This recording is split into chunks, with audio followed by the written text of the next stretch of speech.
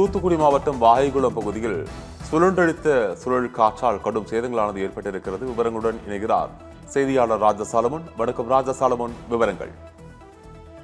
வணக்கம் அப்ரகம். அதாவது தூத்துக்குடி மாவட்டம் தூத்துக்குடியில் இருந்து திருநெல்வேலி செல்கிற வழியில் வாகைக்குளம்ங்கிற பகுதி இருக்கிறது. இந்த இடத்தில்தான் சுங்கச்சாவடி ஒன்றும் செயல்பட்டு வருகிறது. இது ஏர்போர்ட் அருகிலே உள்ளது. இந்த இடத்தில் இன்றைக்கு மாலை சுமார் ஒரு 4:30 மணி அளவில் ஒரு பெரிய சூறைக்காற்று வீசி உள்ளது. அதாவது இந்த சூறைக்காற்றானது சுழன்று அடிக்கக்கூடிய ஒரு சூறைக்காற்றாக அடித்துள்ளது. இந்த பகுதிக்கு, அதாவது அந்த வாகைக்குளம்ங்கிற பகுதியிலிருந்து சாயர்புரம் செல்லும் சாலையில் முடிவைத்தானந்தல்ங்கிற ஊர் இருக்கிறது. இந்த ஊரானது அந்த கிழக்கு பகுதி, இந்த ஊரினுடைய கிழக்கு பகுதியில் தான் இந்த ஒரு பெரிய தாக்கம் ஆரம்பித்துள்ளது. அங்கிருந்து அடித்து, அதாவது அந்த சூறைக்காற்றானது அந்த டோல்கேட் அருகில் சுழன்று அடித்து அனைத்து பகுதிகளையும் சேதப்படுத்தி சென்றுள்ளது. இந்த டோல்கேட் அருகிலேயே பி டவுன் அப்படிங்கிற ஒரு தீம் பார்க் ஒன்று இருக்கிறது. அந்த தீம் பார்க்கில் உள்ள அனைத்து செட்டப்களும், அனைத்து செட்டிங்ஸ்கள், அனைத்து விதமான அந்த அலங்கார பொருட்கள் அனைத்தையும் அது துவசம் பண்ணி சென்று விட்டிருக்கிறது. அந்த தீம் பார்க்கில் மட்டுமே சுமார் 3 கோடி ரூபாய் வரை இழப்பீடு இருக்கும் என கூறப்படுகிறது. அந்த அளவுக்கு அங்க இருந்த பொருட்கள் அனைத்தையும் அது துவசம் செய்துவிட்டு சென்று விட்டது.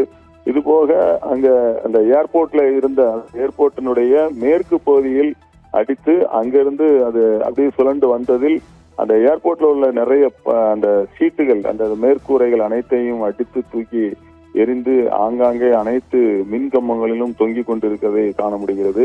மேலும் அந்த சாயர்புரம் சாலையில் உள்ள அந்த முடிவைத்தானந்தல்ங்கிற ஊர்லையும் சுமார் ஒரு 600-700 வீடுகள் உள்ளன. அதில் இந்த கிழக்கு பகுதியில ஒரு 200 வீடுகளுக்கு முழுவதுமாக பாதிப்பு ஏற்பட்டுள்ளது. நிறைய மரங்கள் அனைத்தும் சரிந்து அந்த காங்கிரீட் வீடுகள் மேலேயே சரிந்து விழுந்ததால் அந்த காங்கிரீட் வீடுகள் முதற்கொண்டு இதில் பலத்த சேதமடைந்துள்ளது. மேலும் வீடுகள் மேலே போடப்பட்டுள்ள கூரைகள் மற்றும் அந்த ஓடு வீடுகள், அப்புறம் அந்த தகர சீட்டுகள் போட்டு மேய்ந்து வைத்திருக்கக்கூடிய சீட்டுகள் அனைத்தும் அடித்து சென்று விட்டன. இது போக பாத்தீங்கன்னா அந்த கிரவுண்ட்ல கிரிக்கெட் விளையாடி கொண்டிருக்கின்றார்கள் சில சிறுவர்கள். அவர்கள் சுமார் ஒரு 9 பேர் அதுல விளையாடி கொண்டிருந்தவர்களை அப்படியே மேலே தூக்கியதாகவும், அவர்கள் அந்த 9 பேரும் ஒருவர் கட்டி பிடித்துக் கொண்டு இறுக்கமாக பிடித்து உட்கார்ந்து கொண்டதாகவும், அதனால் அவர்களை தூக்க முடியவில்லை. இல்லை என்றால் தனித்தனியாக இருந்தால் கூட தூக்கி அடித்திருக்கும், எங்கேயாவது கொண்டு போட்டிருக்கும் என்பதாக கூட கூறுகிறார்கள். அந்த அளவுக்கு ஒரு மிகப்பெரிய ஒரு சூறைக்காற்று சுழட்டி அதை அடித்திருக்கிறது. இந்த காற்றானது சுழண்டு அப்படியே மேகத்துக்கு மேலே எடுத்திருக்கிறது.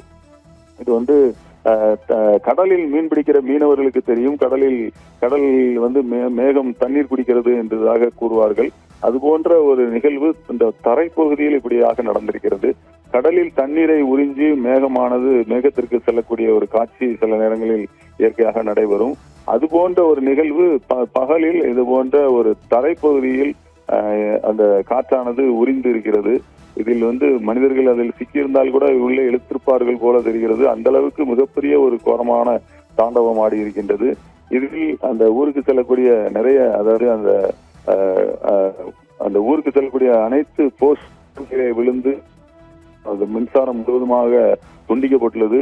இதனால் அந்த ஊரில் மின்சாரம் இல்லை.